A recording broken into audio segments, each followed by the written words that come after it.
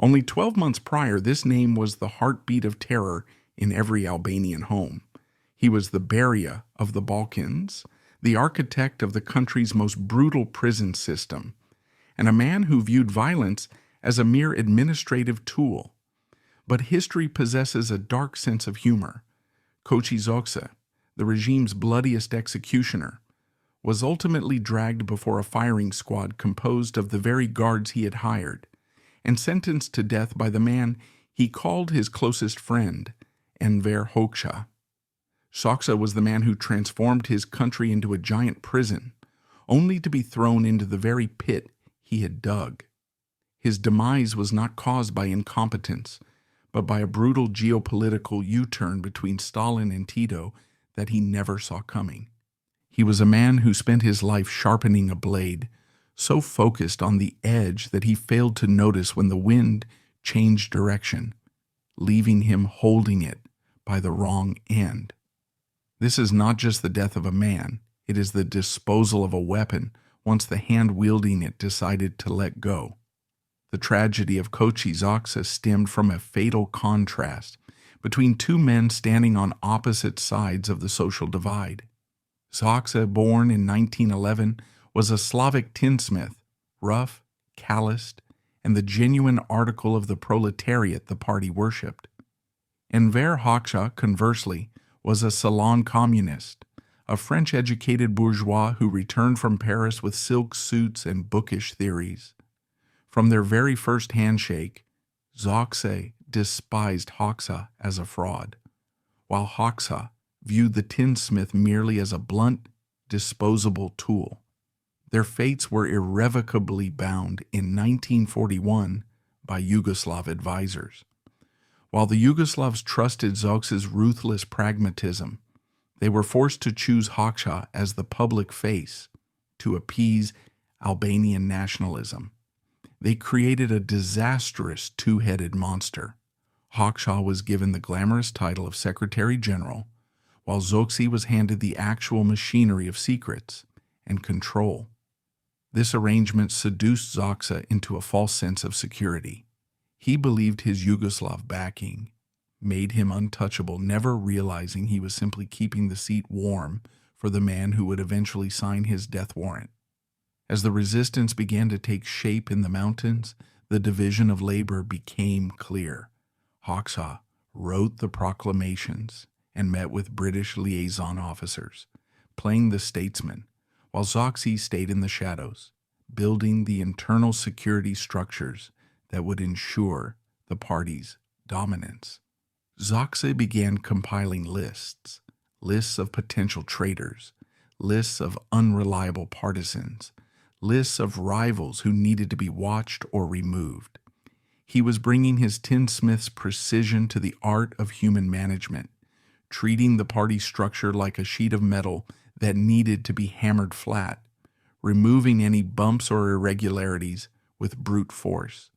He didn't care about the high-minded ideals of liberty that Hoxha preached in his speeches. Xoxe cared about compliance. He understood, perhaps earlier than anyone else, that the war wasn't just against the Italians or the Germans, but against anyone who would challenge the party's monopoly on power after the guns fell silent. In these early years, the seeds of Xoxe's eventual destruction were sown not by his failures, but by his successes.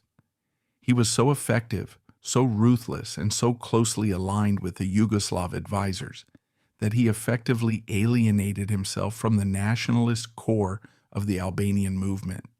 He became Tito's man in Tyrana, a label that gave him immense protection while the Yugoslavs were the dominant force in the region, but also marked him with a scarlet letter that could never be washed off. He operated with a sense of borrowed authority, looking down on Hoxha as a figurehead, mocking his lack of military experience, and frequently bypassing him to take orders directly from Popovich and Mugosha. It was arrogance, born of a working-class pride and a misunderstanding of political gravity. Xoxe thought that because he held the gun, he held the power. He didn't realize that in the long game of history, the man who holds the pen often ends up writing the death sentence of the man who holds the gun. The tinsmith was building a cage for the country, welding the bars with expert precision, never suspecting that the professor was standing behind him, waiting for the moment to lock him inside. The blueprints for converting a nation into a prison were not drawn in a government office in Tyrana after the war, but in the freezing caves and remote shepherd huts of the Albanian mountains during the darkest days of the fascist occupation.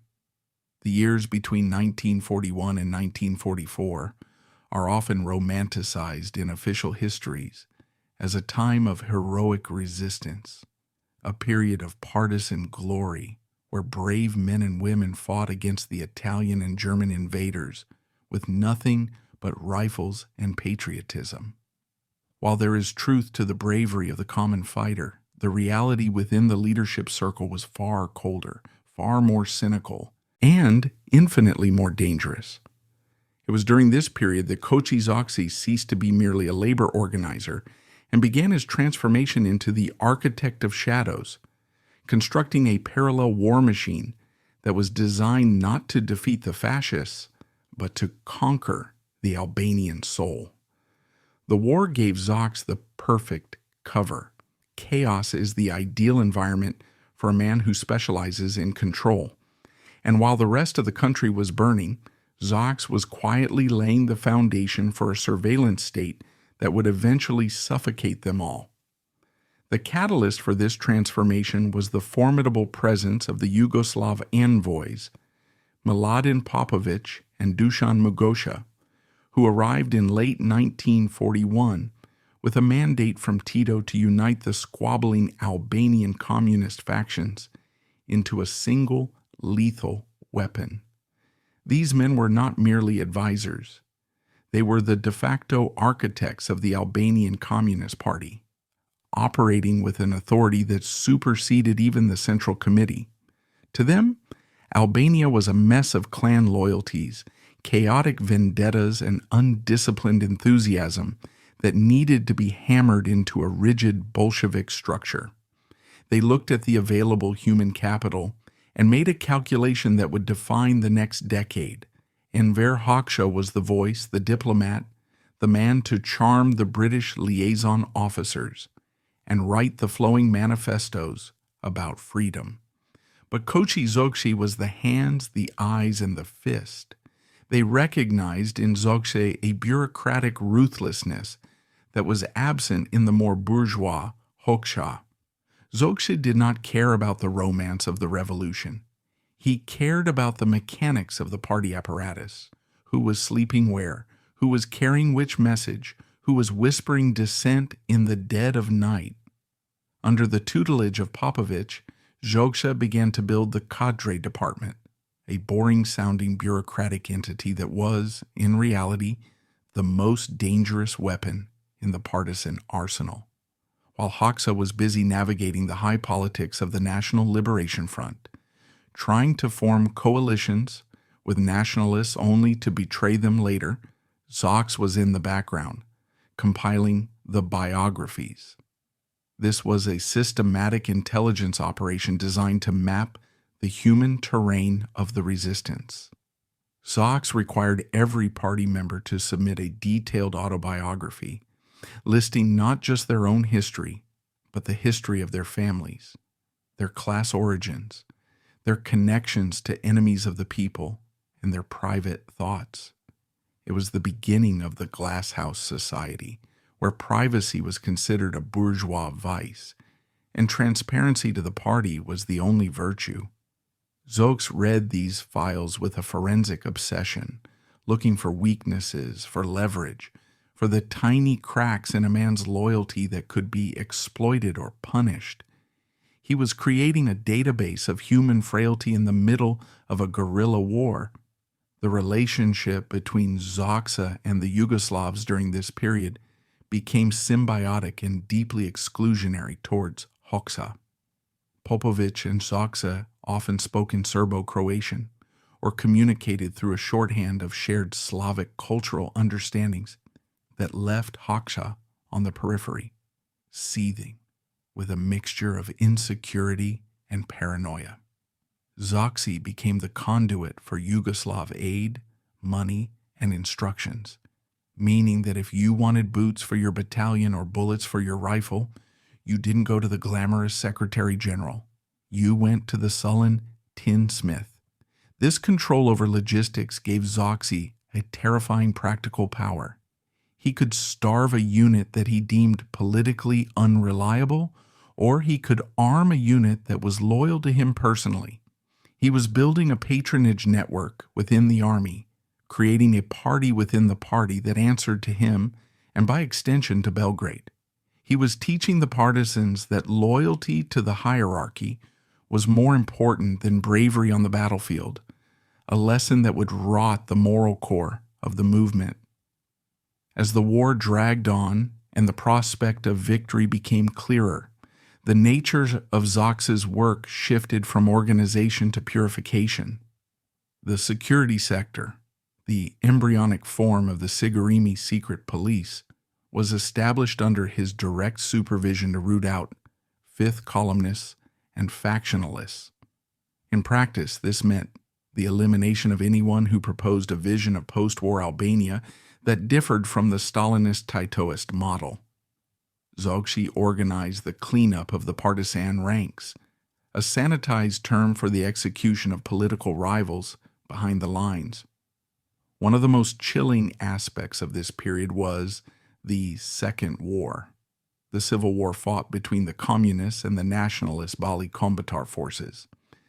Xoxe approached this fratricidal conflict with a grim efficiency, directing assassination squads not just against active combatants, but against the intellectual infrastructure of the non-communist opposition. Village elders, teachers, and local influencers who refused to bow to the Red Star were targeted systematically. Xoxe's intelligence network provided the names. His execution squads provided the silence. This was the crucible where Koçi Xoxe lost whatever humanity he might have brought with him from the tin workshop. He learned that murder, when done in the name of the party, was not a crime, but an administrative necessity. He learned to detach the act of killing from the emotion of hate. It became a purely hygienic process, like removing rust from a metal sheet. He also learned that Enver Hoxha, for all his posturing, was willing to sign the death warrants as long as someone else pulled the trigger and cleaned up the mess.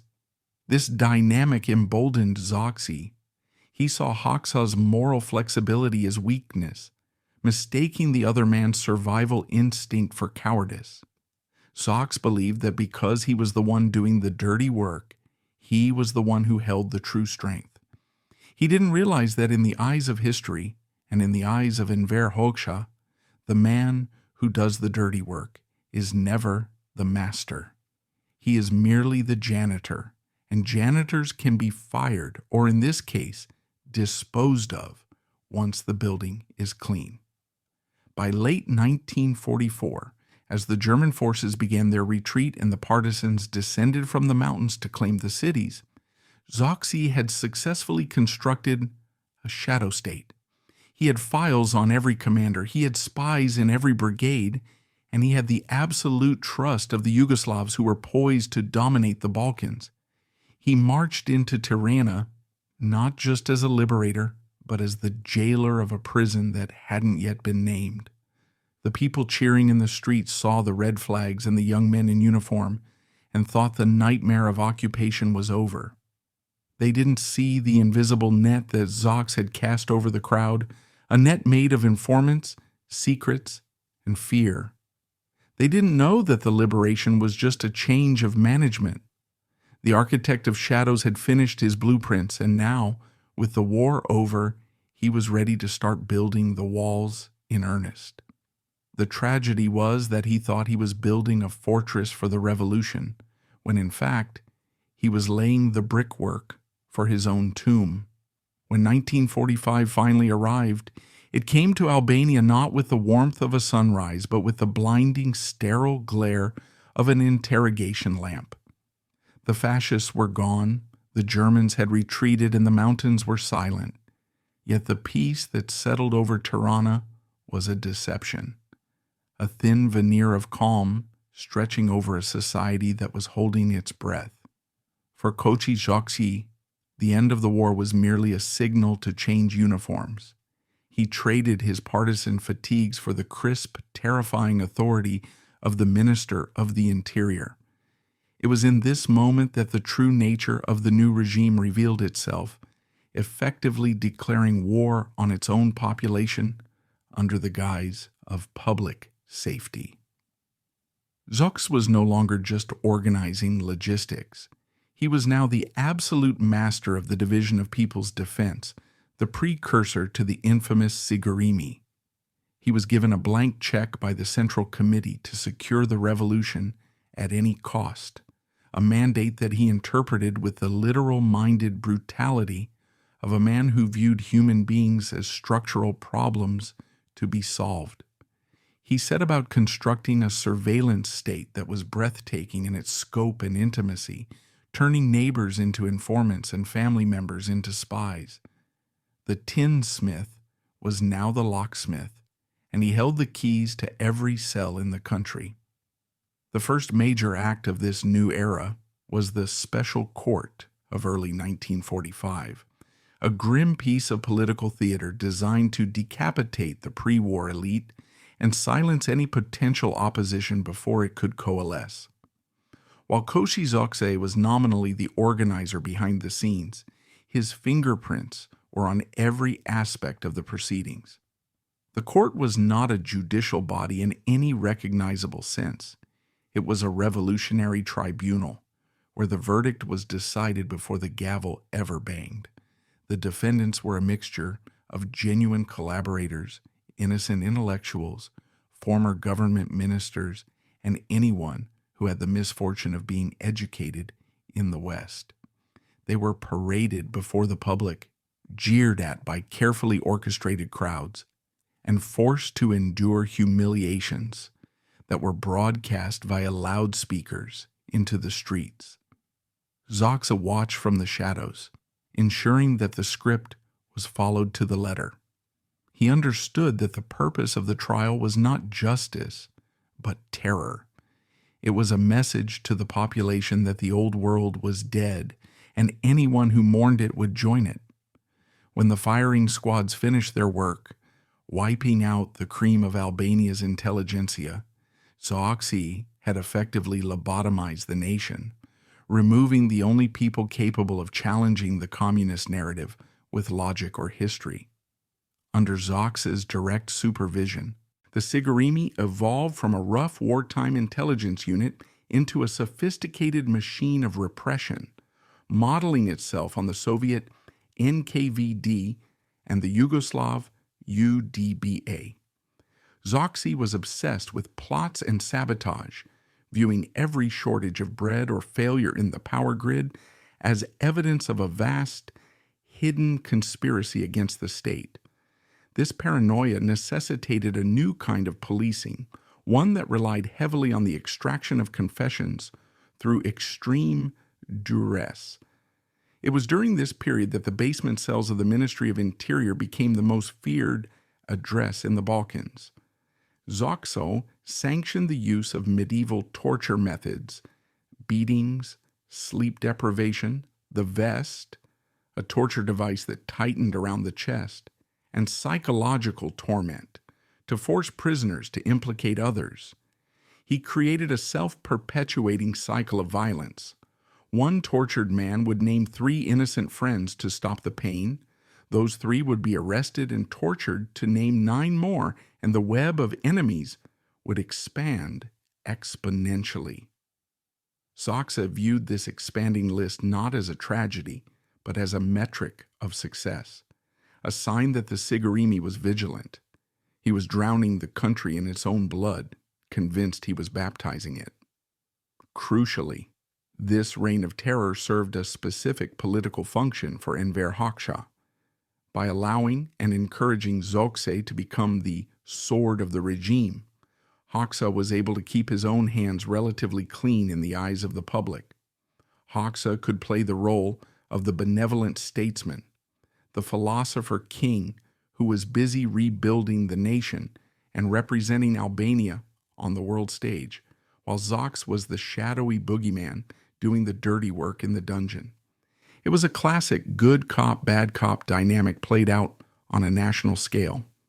Hoxha knew that every regime needs a monster to instill fear, and he was perfectly happy to let Xoxe wear the mask.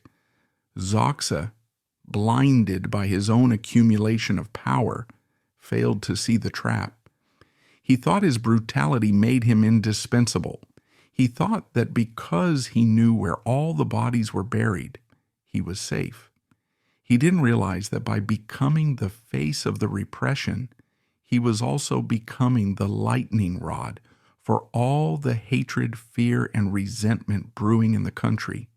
He was accumulating a debt of blood that eventually would have to be paid, and Hoxha was ensuring that the bill would be addressed to Xoxe alone. By the end of 1946, Koçi Xoxe had transformed Albania into a silence. The opposition was dead or in exile. The religious institutions were under siege. The schools were being purged. He had achieved total control, but it was the control of a graveyard. He walked through the corridors of power with a swagger that terrified his subordinates, unaware that his greatest enemy was not the reactionaries he was hunting, but the silence he had created. In that silence, Enver Hoxha was watching, calculating, and waiting. Xoxe had sharpened the sword to a razor's edge, proving its effectiveness time and time again, but he forgot the oldest rule of the warrior. A sword that has served its purpose is often melted down, lest it be turned against the king. The minister of the interior sat atop a pyramid of skulls, feeling taller than ever, not realizing that the ground beneath him was already shifting. By 1947, however, the map of the Balkans was being redrawn not with ink, but with the heavy, suffocating gravity of geopolitical ambition. While the world looked at Albania and saw a sovereign nation with its own flag and anthem, the reality on the ground was that the country was rapidly becoming a phantom state, a hollow shell being filled from the inside out by the interests of Yugoslavia. This was the era of the Great Friendship, a propaganda term that masked a brutal reality. Albania was being swallowed whole. At the center of this digestion process stood Koçi Xoxe, who had evolved from a mere admirer of the Yugoslav partisans into their primary agent of influence in Tirana. To Xoxe, the merging of Albania into the Yugoslav Federation was not a surrender of sovereignty, but a logical, Marxist inevitability. He was a believer in the grand vision of a Balkan federation, a superstate where borders would dissolve and the proletariat would be united from the Adriatic to the Danube. But in practice, this meant that Tirana was becoming nothing more than a provincial outpost of Belgrade, and Xoxe was the colonial governor ensuring that the orders from Marshal Tito were executed with blinding speed. The economic integration between the two countries was the primary weapon of this annexation. Under Xoxe's enthusiastic supervision, customs barriers were dismantled. Currencies were pegged at a parity that disastrously undervalued the Albanian lek, and joint companies were established that effectively handed over control of Albania's mines, oil fields, and infrastructure to Yugoslav managers. It was economic cannibalism disguised as fraternal aid. Xoxe championed these treaties with a fervor that bordered on religious zeal, arguing down anyone in the Central Committee who dared to suggest that Albania was getting a bad deal. He saw himself as the bridge builder, the visionary who was dragging backward Albania into the modern, industrialized embrace of its powerful neighbor. He spent more time conferring with the Yugoslav ambassador Josip Djerđa than he did with his own cabinet colleagues. In the corridors of the Ministry of the Interior, Serbo-Croatian was spoken as often as Albanian, and the portraits of Tito hung just as high, if not higher, than those of Enver Hoxha. Xoxe was secure in the knowledge that he was backed by the strongest military power in the Balkans. He felt untouchable, encased in the armor of Yugoslav patronage. For Enver Hoxha, this period was a long, humiliating nightmare of impotence. He was the Secretary General, the nominal head of state, yet he found himself constantly sidelined, treated by the Yugoslav leadership not as a partner, but as a troublesome, petty bourgeois nuisance who needed to be managed.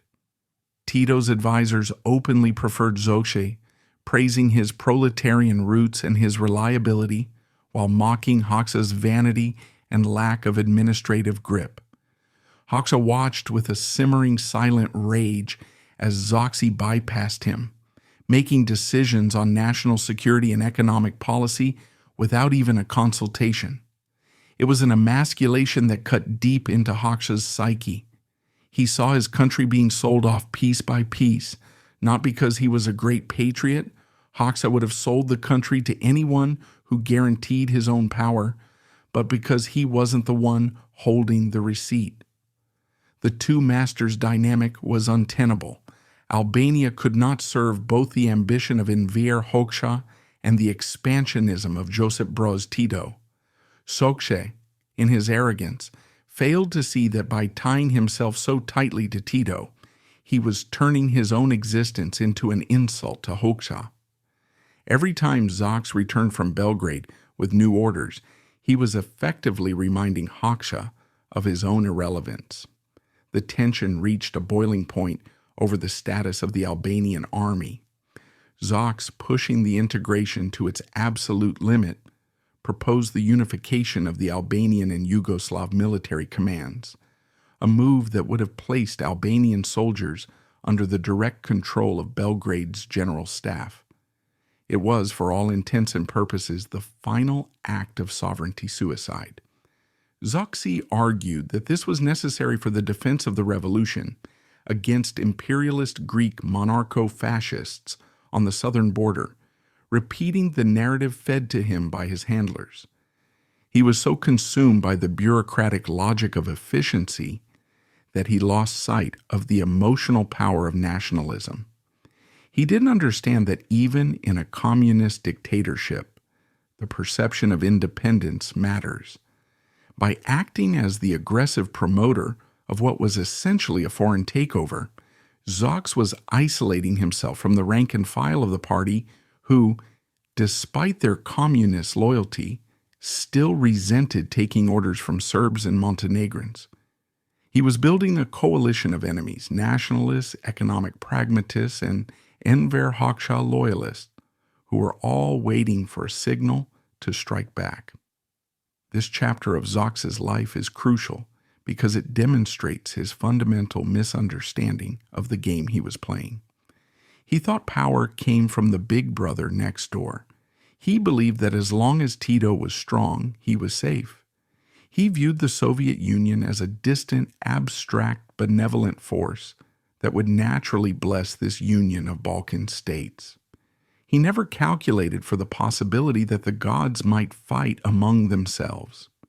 He walked through 1947 with the swagger of a viceroy, wearing his pro-Yugoslav allegiance like a badge of honor, oblivious to the fact that he was standing on a trapdoor. He was so busy looking west towards Belgrade that he forgot to look east towards Moscow, and more importantly, he forgot to look over his shoulder at the quiet, brooding man sitting at the head of the table in Tyrana, who was quietly taking notes and sharpening his knives. The country was too small for two masters, and inevitably one of them would have to die. If the year 1947 was a chessboard, then Nako Spiru was the solitary piece that dared to move against the flow of the game, a decision that would transform him from a rising star into a tragic warning. The depth of Koçi Xoxe's ruthlessness is best illustrated not by the mass graves or crowded cells, but by the systematic destruction of a single man. Nako Spiru was the Minister of Economy, a brilliant, frantic intellectual who looked more like an exhausted poet than a communist functionary. He was small, intense, and possessed a sharp analytical mind that saw what others refused to see, that the fraternal aid coming from Yugoslavia was a poison pill. Spiru had crunched the numbers, analyzed the trade deficits, and read the fine print of the joint venture contracts that Xoxe was so enthusiastically signing. He realized that Albania was being stripped of its raw materials, its oil, its copper, its bitumen, in exchange for overpriced Yugoslav manufactured goods and credits that would never be repaid. He saw that the proposed economic integration was not a partnership of equals, but a colonial acquisition that would leave Albania permanently destitute. Driven by a desperate, nervous patriotism, Spiru began to push back, demanding a revision of the treaties and daring to suggest that Albania should develop its own industry rather than serving as Belgrade's mine pit. For Koçi Xoxe, this was not a difference of opinion. It was an act of war. Xoxe, acting as the vigilant watchdog for Yugoslav interests, viewed Spiru's hesitation as anti-Yugoslavism, which in the political vocabulary of 1947 was synonymous with treason. Xoxe unleashed the full weight of the security apparatus against the young minister, not with arrest and torture, that would come later for others, but with a campaign of psychological encirclement that was designed to break the mind before destroying the body. He mobilized his network of spies within the Ministry of Economy to sabotage Spiru's work, to misplace files, and to whisper rumors of incompetence. In Central Committee meetings, Xoxe would sit with his arms crossed, staring down Spiru with the heavy, silent menace of a predator, waiting for him to speak so he could interrupt with accusations of nationalist deviation. He painted Spiru not just as wrong, but as an enemy of the alliance, a saboteur who was trying to drive a wedge between the two brotherly nations. It was a masterclass in bureaucratic bullying, a slow-motion asphyxiation where Spiru found the air in the room getting thinner every day. The tragedy of Nako Spiru was compounded by his isolation. He looked to Enver Hoxha for protection, believing that the Secretary General would surely see the logic of defending the country's economic independence. But Hoxha was in a state of paralysis, terrified of angering Tito, and terrified of Xoxe's power. When Spiru came to him pleading for support, showing him the data that proved the Yugoslavs were exploiting them, Hoxha offered nothing but vague platitudes and averted eyes. Hoxha knew Spiru was right, he would later admit as much, but in 1947, being right was less important than being alive. Hoxha threw Spiru to the wolves to save his own skin, leaving the young minister alone in the ring with the heavyweight Xoxe.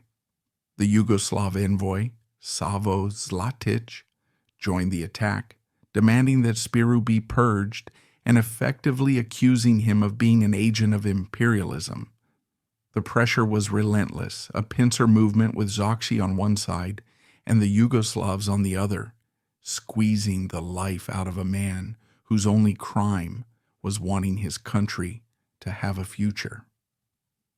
By November 1947, the noose had tightened completely. Xoxe demanded a self-criticism from Spiru, a ritual humiliation where he would be forced to admit to crimes he hadn't committed and to praise the very policies that were ruining the country. Spiru knew what this meant.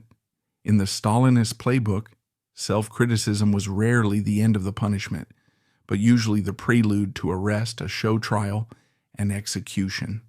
He was trapped in a corner, watching his former comrades turn their backs, watching Xoxe sharpen the knife with a cold, triumphant smile.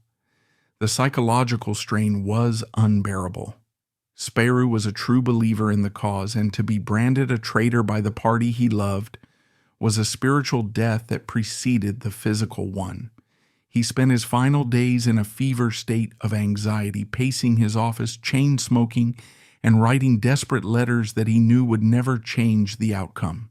Then on the evening of November 20th, 1947, the silence of the ministry was shattered by the sound of a single gunshot. Nako Spiru had locked his door, sat at his desk, and ended his own life. It was a final desperate act of protest, a refusal to give Xoxe the satisfaction of a show trial. When the news broke, Koçi Xoxe did not mourn. He consolidated. He spun the suicide as an admission of guilt, a cowardly exit by a man who couldn't face the judgment of the proletariat. He used Spiru's death to purge the Ministry of Economy of anyone else who shared his views, cementing the pro-Yugoslav faction's total control over the state.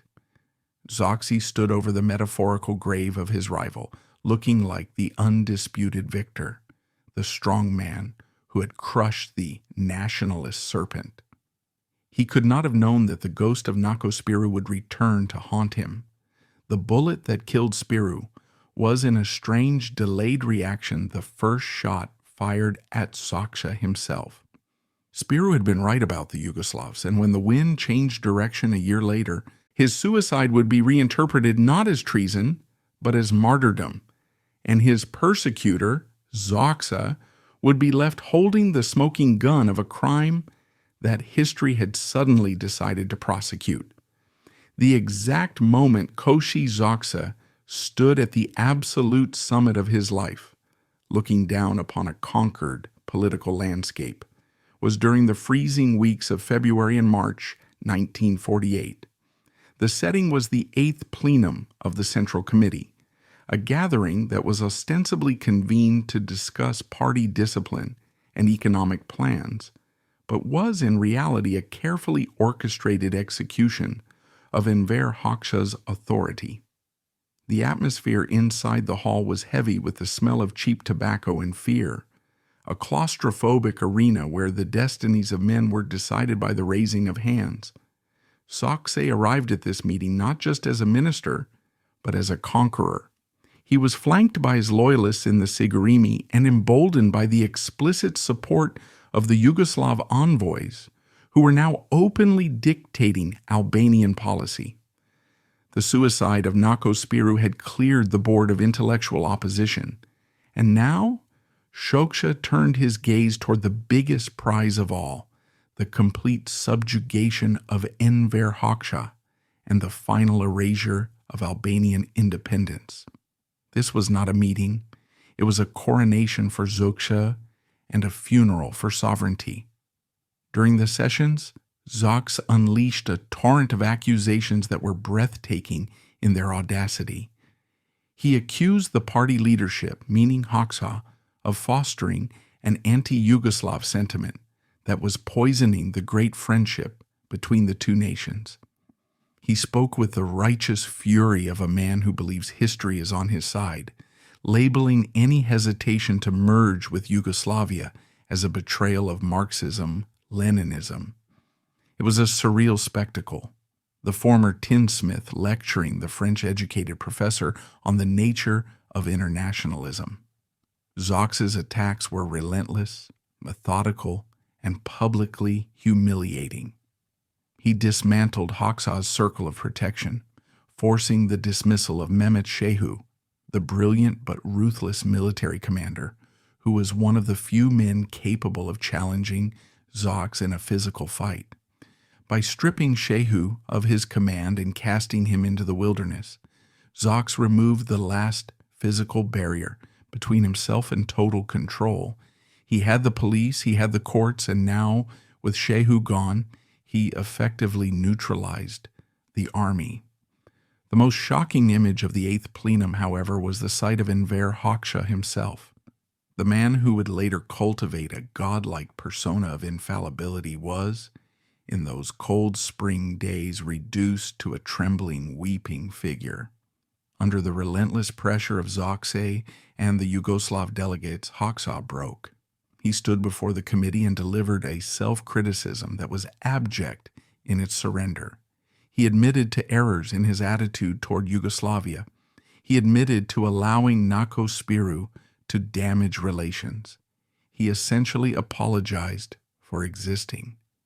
It was a performance of total submission, calculated to ensure his physical survival. But for Xoxe, it looked like a total victory. Xoxe sat back and watched his rival grovel, believing that he had finally broken the stallion. He didn't understand the nature of the man he was humiliating. He didn't see that Hoxha wasn't breaking.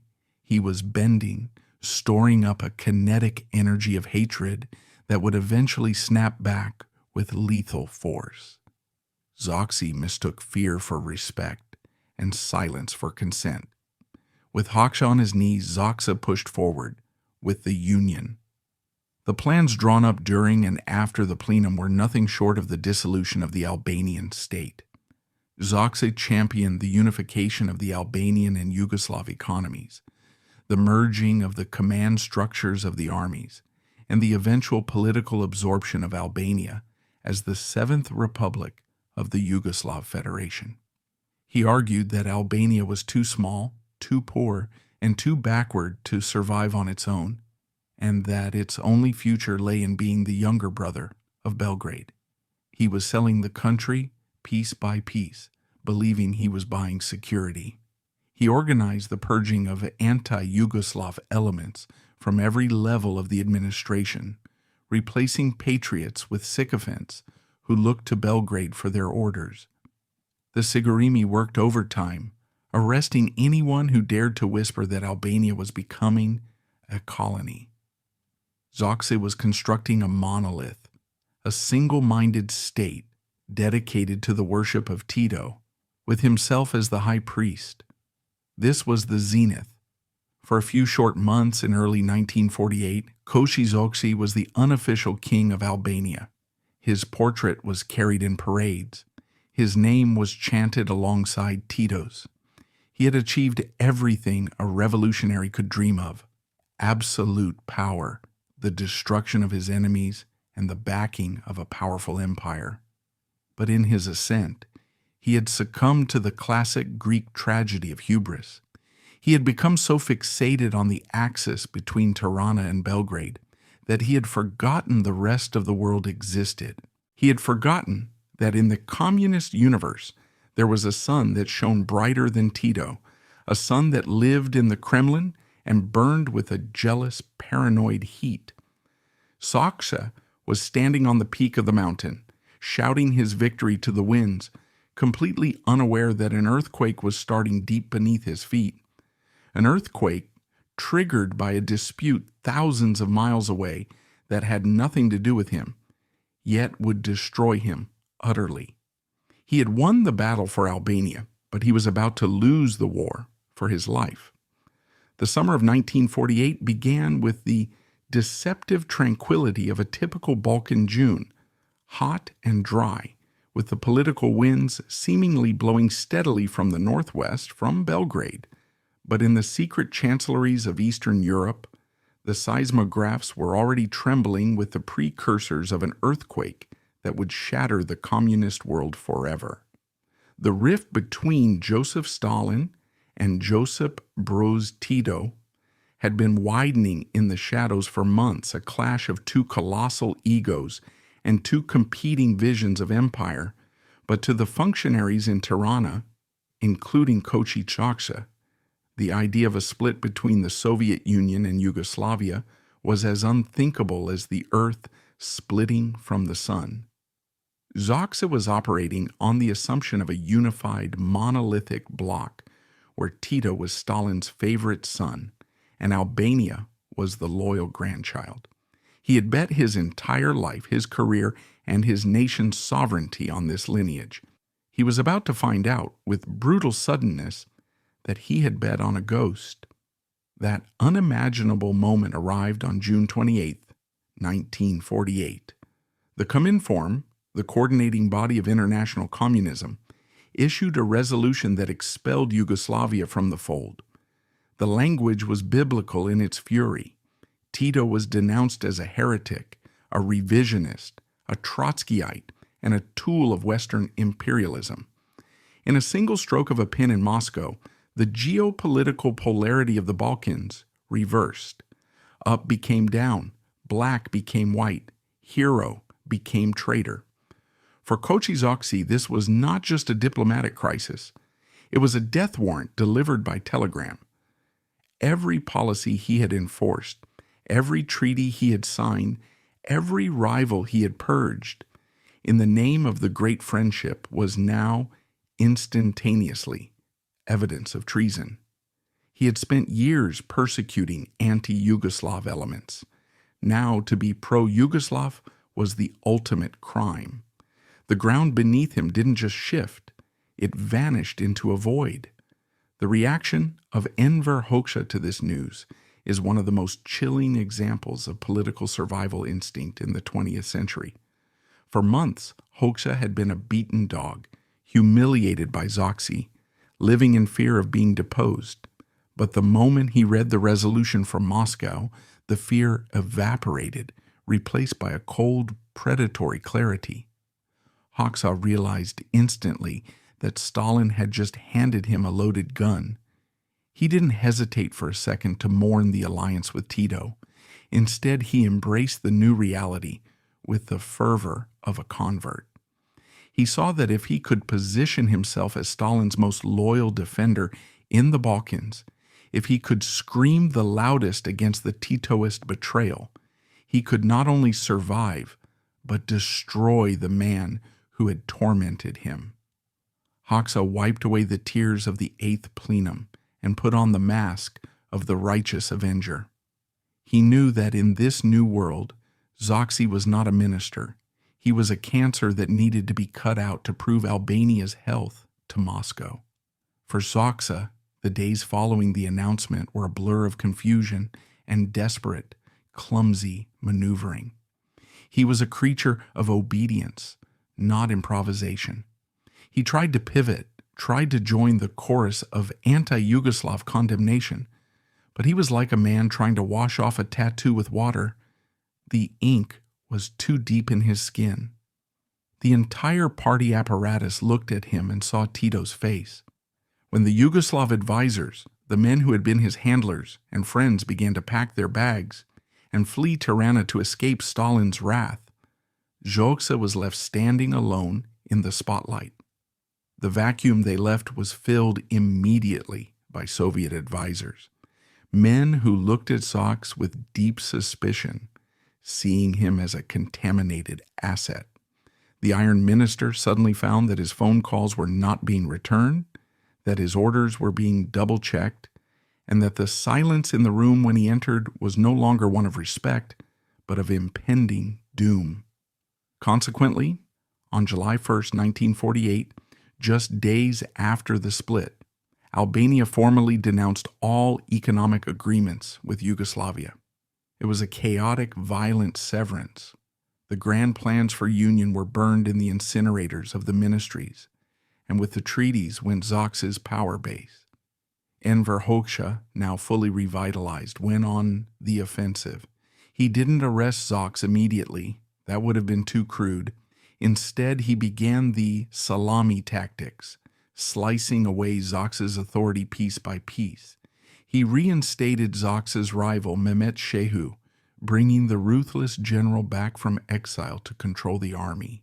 He purged Xoxe's loyalists from the lower ranks of the Sigurimi.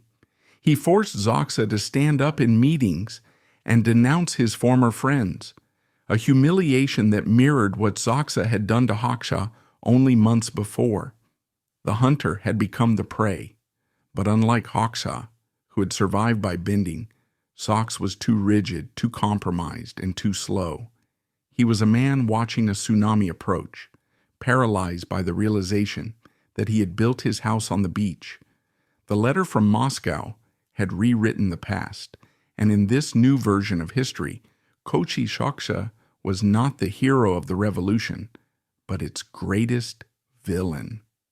The autumn of 1948 in Tyrana was defined by a terrifying, suffocating waiting game, a slow-motion collapse that everyone watched but no one dared to speak of.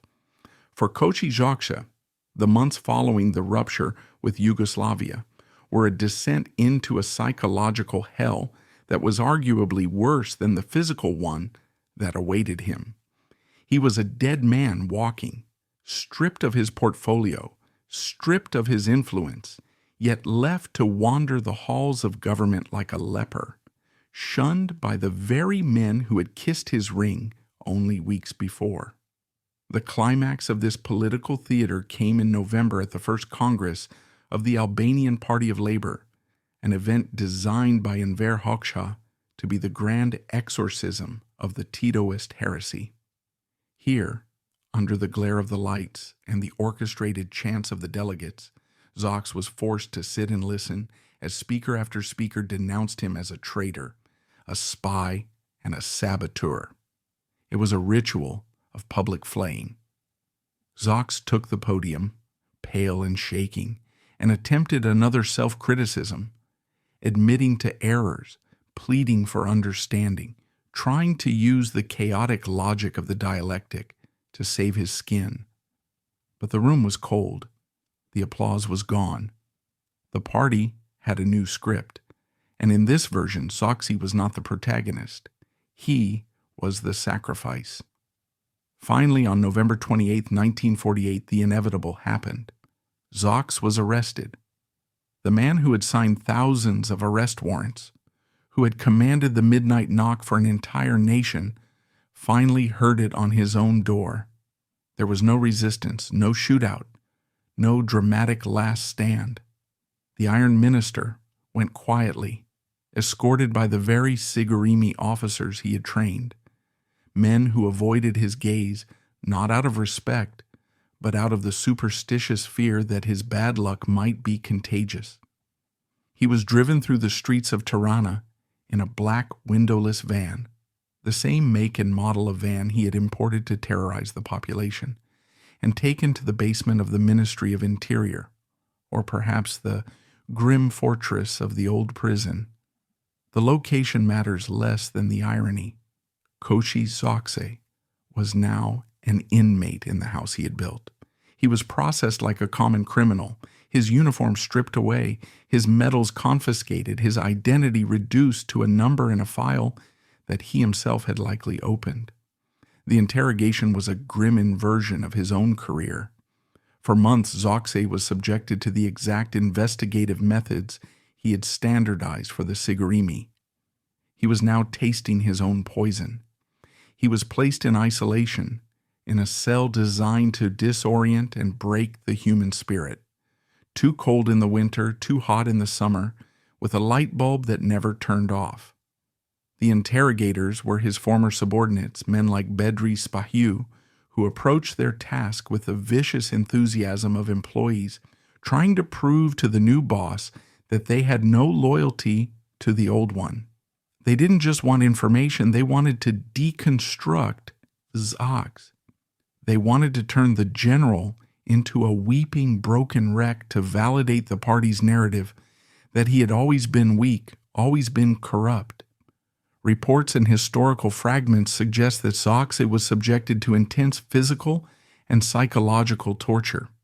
There are accounts that he was subjected to the vest, the very instrument of agony he had introduced to the Sigurimi, binding him in the same suffocating grip he had once ordered for the enemies of the state.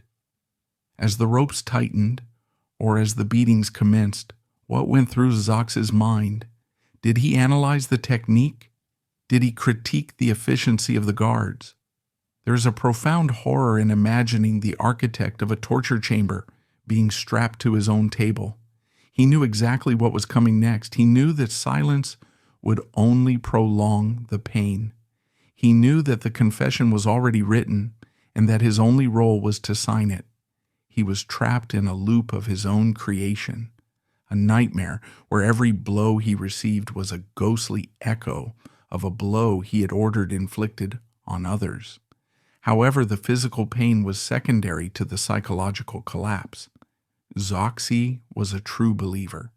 He wasn't a cynic like Hoxha. He genuinely believed in the party. To be cast out, to be labeled an enemy of the people, destroyed the very foundation of his identity. In the twisted logic of Stalinism, the greatest service a disgraced comrade could perform was to confess, to sacrifice his reputation to preserve the infallibility of the party. Under the relentless pressure of the interrogation, Xoxe began to disintegrate. He admitted to everything. Did he spy for Tito? Yes. Did he recruit agents for the British? Yes. Did he plot to assassinate Hoxha? Yes. He confessed to absurdities, to contradictions, to impossible crimes. He became the perfect clay in the hands of the prosecutors, molding himself into the monster they required. By the spring of 1949, the man sitting in that cell bore little resemblance to the swaggering minister of 1947. He was gaunt, unwashed, his eyes hollowed out by sleeplessness and terror. He had been reduced to a state of almost infantile dependency on his captors. The giant prison of Albania was not just the stone walls of the facility. It was the total encompassing reality of the totalitarian state, a system where there is no exit, no law, and no truth other than power. Xoxe had spent 4 years ensuring that no Albanian could escape this prison. And now, finding himself locked inside, he realized too late that he had forgotten to build a back door. He was alone in the dark, waiting for the final act, stripped of his dignity, his history, and his humanity, leaving only a trembling body waiting for the permission to die. By May 1949, the tragedy of Koçi Xoxe reached a strange, muffled climax in the form of a legal proceeding designed to be invisible. Unlike the spectacular show trials that Xoxe himself had orchestrated in 1945 and 1946, events that were broadcast on loudspeakers and splashed across the front pages of the newspapers to terrify the public, his own trial was conducted in the shadows, a trial of ghosts held behind closed doors. The regime could not afford a public spectacle because Koçi Xoxe knew too much. He was the repository of the party's darkest secrets, and to let him speak openly to a gallery would be to risk him implicating Enver Hoxha in every crime, every purge, and every act of torture that had occurred since the war. Therefore, the High Court was convened in secrecy, likely within a secure military facility, with a hand-picked audience of reliable officers and party functionaries who knew exactly when to remain silent. When Xoxe was led into the room, the visual shock was profound. The man who had always been seen in a crisp general's uniform, medals gleaming on his chest, was now dressed in a baggy, shapeless civilian suit that had clearly been pulled from a pile of confiscated clothing. It was a deliberate costume choice by the prosecution, a visual demotion designed to strip him of his martial dignity and present him to the judges not as a fallen commander, but as a pathetic, disheveled bureaucrat. The indictment read out against him was a surreal mixture of factual history and paranoid fantasy, a document that blamed Xoxe for everything from the bad weather to the geopolitical schism with Stalin. He was accused of being a Titoist agent, which was true. He was accused of Trotskyist deviation, which was meaningless. And he was accused of plotting an armed insurrection to assassinate the Politburo and annex Albania to Yugoslavia, which was almost certainly a fabrication. The prosecutor painted a picture of a demonic figure who had acted alone, a rogue operator who had hijacked the Ministry of Interior to serve foreign masters. It was a convenient fiction that absolved the rest of the leadership of any responsibility. Sitting on the wooden bench, Xoxe listened to the catalog of his crimes with the dazed expression of a man waking up from a coma. He saw his former deputies, men who had followed his orders with enthusiastic brutality, now taking the stand to denounce him as a monster who had forced them to torture prisoners against their will. It was a masterclass in collective amnesia, where the entire apparatus of the state conspired to pretend that Koçi Xoxe had been the only guilty man in a government of innocence. When Xoxe was finally allowed to speak, his defense was a desperate, repetitive plea that struck at the heart of the totalitarian dilemma. I only followed orders. He argued with a logic that was technically sound but politically suicidal, that every arrest he had made, every execution he had ordered, and every treaty he had signed had been done with the full knowledge and approval of the Central Committee and comrade Enver Hoxha. He tried to remind the court that the Yugoslav line had been the official party line until June 1948, and that he was being punished for retroactive treason, for obeying a rule that had only just been changed. But the court was deaf to this logic. Every time Xoxe tried to implicate Hoxha, he was cut off, silenced, or ruled out of order. The judges were not there to determine the truth. They were there to validate a script. Xoxe was shouting into a void, trying to appeal to a system of justice that he himself had dismantled years ago. The irony was suffocating. He was demanding rights that he had denied to thousands of his own victims, expecting a fairness that he had personally eradicated from the Albanian legal system. The verdict was never in doubt. On June 10, 1949, the tribunal delivered its judgment, guilty on all counts.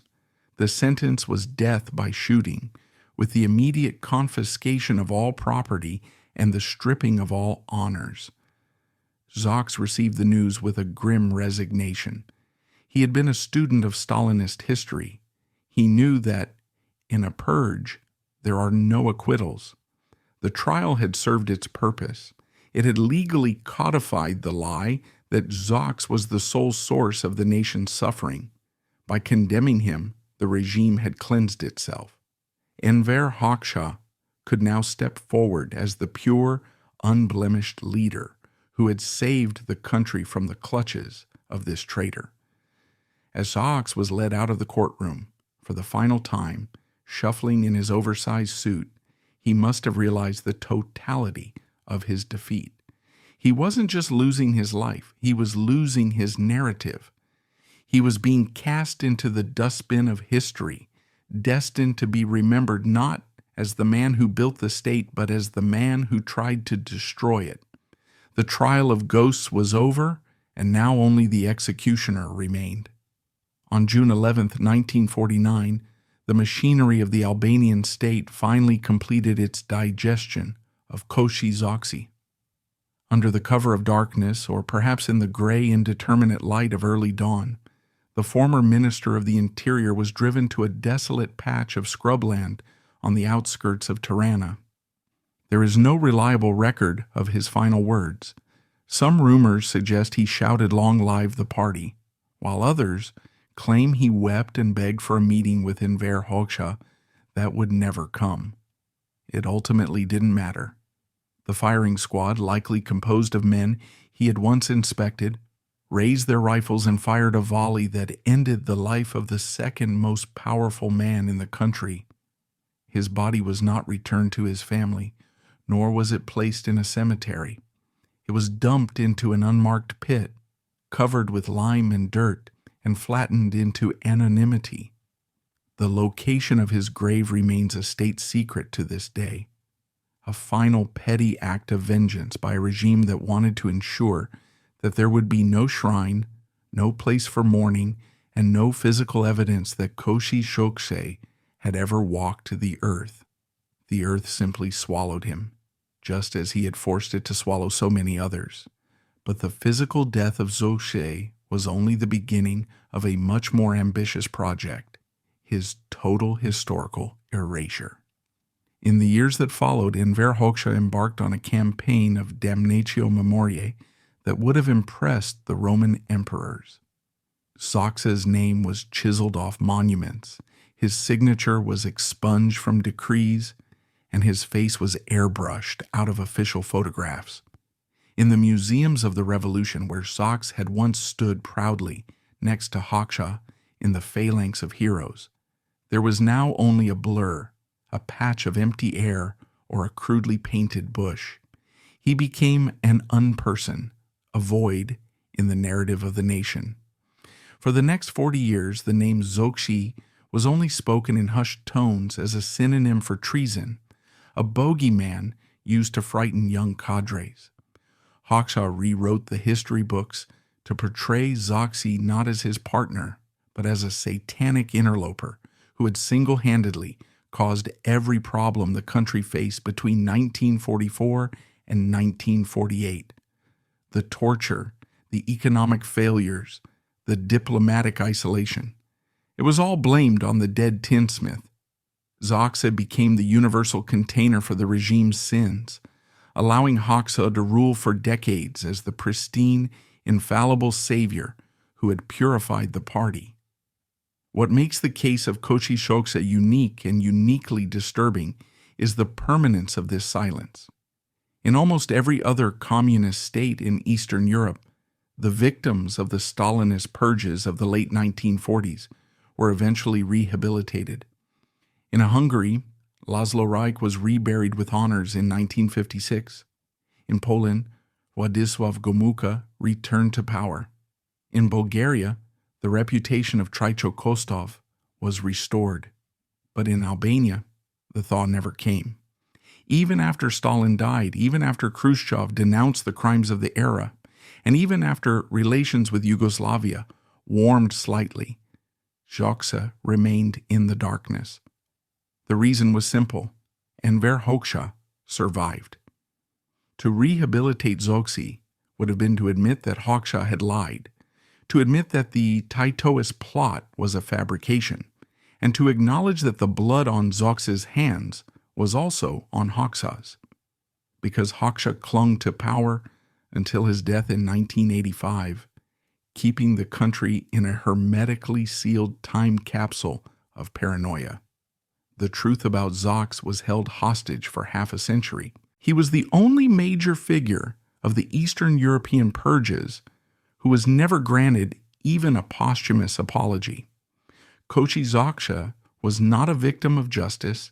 He was a casualty of a stronger predator. He did not die because he was cruel. He died because he was obedient to the wrong master. He was the perfect totalitarian subject, loyal, efficient, and devoid of individual conscience. And yet, ironically, these were the very traits that ensured his destruction. His story strips away the comforting illusion that loyalty is rewarded or that the bad guys are punished for their crimes. In the story of Koçi Xoxe, the bad guy was executed by the worst guy, and the world simply moved on. The tragedy of Koçi Xoxe is the tragedy of the number 2. He was the enforcer, the man who believed that if he made himself useful enough, he would be safe. He forgot that in a dictatorship, utility is temporary, but paranoia is eternal. He built a tank, drove it over the bodies of his countrymen, and never looked in the rearview mirror to see the commander aiming a pistol at the back of his head. Today there is no statue of Koçi Xoxe, no grave to visit, and no lesson taught in schools about his life. There is only the lingering, uncomfortable silence of a history that has not been fully resolved. He is a ghost that haunts the foundation of modern Albania, a reminder that in the game of absolute power there are no winners, only survivors, and the difference between the hero on the pedestal and the traitor in the pit is often nothing more than who lived long enough to write the caption.